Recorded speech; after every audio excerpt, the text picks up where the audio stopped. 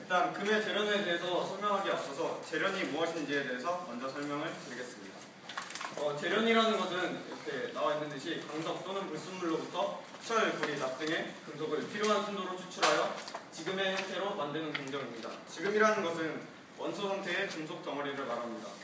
그리고 재련은 이렇게 세 가지 공정으로 나뉩니다. 일단 강석을 채굴하는 채광, 그 다음에 주재련, 정재련 과정인데 주재련과 정재련에 대해서는 조금 생소하실 것 같아서 다시 설명을 드리겠습니다. 주재련에서 주는 거칠 주자를 사용합니다. 그래서 원하는 금속의 강석으로부터 목적하는 금속 함유량을 어느 정도, 그러니까 조금 적당히 높인 물질을 만들어내는 과정입니다. 이 주재련 과정이 끝나고 난 뒤에는 아직 어느 정도만 높인 것이기 때문에 아직 화합물로 존재하는 단계입니다. 그래서 주재련 과정의 대표적인 것으로는 고온에서 철을 가열하는 고로법이라든가 그런 것들이 있습니다. 그리고 주재련 과정을 거치게 되면 정재련 과정을 거치게 됩니다. 주재련한 제품으로부터 목적하는 금속의 순도를 더욱 높이는 것입니다. 그래서 이 정재련 과정의 대표적인 방법으로는 전기분해가 있습니다. 네, 이제 금의 재련에 대해서 설명하기에 앞서서 금의 역사를 간략하게만 설명드리겠습니다. 일단 금은 1972년에 기원전 5000년에 사용되던 가장 오래된 금 유물을 발견하게 됩니다. 그 유물이 이 사진에 나오는 유물입니다. 그리고 기원전 3600년경에는 이집트 세공인들이 금을 재련하는 방법을 알게 됩니다. 그 금을 재련하는 방법이라는 것은 내화 점토로 만든 시간에 금 강석을 넣고 그것을 가열하는 방법인데 아까도 말씀드렸다시피 이 과정 후에는 아직 금이 화합물 상태로 존재하기 때문에 그렇게 정확도가 있는 방법이었다고는 할 수 없습니다. 그리고 이건 중요하지 않으니까 넘어가고요. 그 다음에 기원전 2613년경에는 금을 주조하는 방법, 왁스 증발 기법을 발명하게 됩니다. 또 이것도 주제와는 좀 상관이 없기 때문에 이따가 따로 질문을 하셔도 됩니다. 그 다음에 이제 지금은 역사 넘어가고 성질에 대해서 설명을 드릴 텐데, 일단 대표적인 성질로는 고온에서도 산소와 반응을 하지 않습니다. 이는 금속의 이온화 경향이라는 것과 관련이 있는데 이과생들은 지금 알아두면 되는데 질문하는 것보다 일단 따로 조사를 한 다음에 질문을 하는 게 좋으실 것 같아요.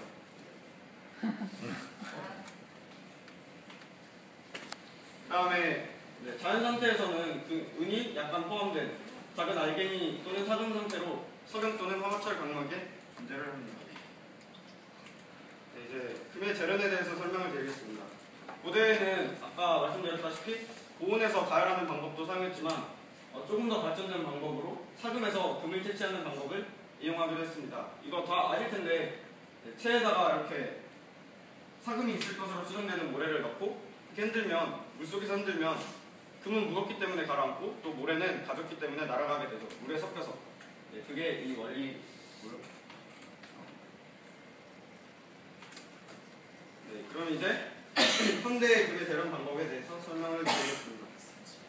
현재는 사금의 양이 많지도 않을 뿐더러 사금으로부터 금을 얻어내는 것은 효율성이 떨어지기 때문에 취미로 하시는 분들이 아니면 대부분 사금에서 얻어내는 방법이 아니라 이 4가지 방법 중에 하나를 택해서 사용을 합니다. 하지만 저희 화학 수준에서 알 수 있고 또 저희 교과 내용과 관련되어 있는 부분은 이 화학 침전법이기 때문에 이 화학 침전법에 대해서 자세히 설명을 드리도록 하겠습니다.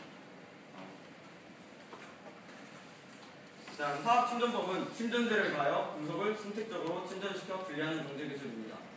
이 침전제는 금속이 이 침전제와 반응을 해서 금속이 앙금 상태로 반응을 하여서 앙금이 가라앉게 되잖아요.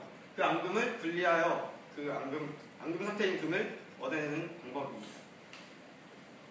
그리고 이 화학 침전법은 다시 이 3가지로 나뉘게 됩니다. 일단 첫 번째 염화법에 대해서 설명을 드리도록 하겠습니다. 못 쓸 텐데요, 그거? 사용 불가.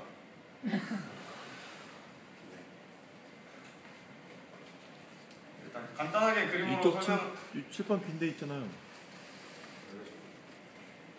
간단하게 설명을 드리자면 일단 이렇게 수분을 띤 수분이 함유되어 있는 금강석이 여기 있습니다. 그러면 여기다가 염소가스를 이렇게 걸어놓죠. 그러면 이 염소가 반응성이 매우 크기 때문에 금이 물에 잘 녹는 가용성을 띤 AuCl3로 화학 변화를 하게 됩니다. 근데 이 AuCl3가 녹아있는 수용액을 그러면 우리가 얻을 수 있겠죠. 금강석으로부터. 그러면 수용액은 액체입니다. 그래서 이 수용액을 얻어낸 다음에 다시 이 수용액에 황화수소를 불어넣습니다. 그러면 황화수소와 염소가 반응을 해서 금은 침전을 하게 됩니다. 금을 얻어내면 이거를 여가해서 분리하게 내게 되면은 그 금을 얻게 되는 겁니다. 네, 그래서 이 염화법은 금의 해수율이 최대 95%까지 올라간다고 합니다. 하지만 염소가스가 아시다시피 독성이 매우 높기 때문에 우리가 현재 산업에서는 잘 이용하지 않는 방법입니다. 그리고 두 번째는 이 아말감법입니다. 아말감이라는 게 많이 들어보셨을 테지만 원래 치과용 충전재로 이용되기도 합니다. 아말감은 원래 수은과 어떤 금속의 화합물을 일컫는 말인데 여기서 말하는 아말감은 금과 수은의 화합물이죠. 그리고 원리를 설명드리자면 아말감법은 일단 다시 이 금강석 내부에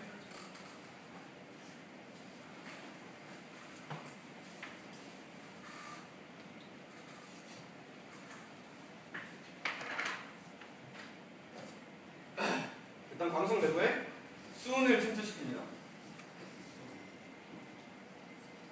수은을 침투시키면 아말감이 생성이 됩니다. 아말감이 생성이 되는데 이 아말감은 입자가 수은과 금이라는 거에 합해졌기 때문에 입자가 큽니다. 또 성질상 이렇게 다 같이 다 뭉치게 되면서 아말감이 입자가 왜 커지는데 입자가 커지면 떼어내기가 쉽잖아요. 그래서 그 반응에서 만들어진 아말감을 금강석에서 떼어냅니다. 그래서 아말감. 네, 아말감을 얻어내게 되는데 여기서 끝이 아니고 이 아말감에서 수은을 분리해내야겠죠. 그래서 수은을 분리해내는 방법으로는 일단 저희가 증류를 사용할 수 있습니다. 수은과 금은 끓는 점 차이가 매우 큽니다. 그래서 이 아말감을 가열하면서 서서히 온도를 올리다 보면 끓는 점이 낮은 수은은 미리 금에 비해서 끓는 점이 낮기 때문에 기체가 돼서 날아가게 됩니다. 그러면 고체가 된 금을 우리가 얻을 수 있는 거죠. 근데 여기서 두 가지 조건이 붙습니다. 그 두 가지 조건이라는 것은 일단 여기 반응시키는 금강석에서 자연금의 입자가 작으면 안 됩니다. 왜냐면 그 이유는 일단 만약에 금의 입자가 작으면 아말감을 반응시켜도 그 입자가 작기 때문에 우리가 아말감이라는 떼어낼 수가 없습니다. 그러니까 아말감이 바로 손실되어 버리는 거기 때문에 저희가 아말감이라는 특성을 이용할 필요가 없는 것이죠. 그래서 일단 금의 입자가 커야 합니다. 그리고 또 두 번째 조건은 금강석에 황화물이 많이 함유되어 있지 않아야 합니다.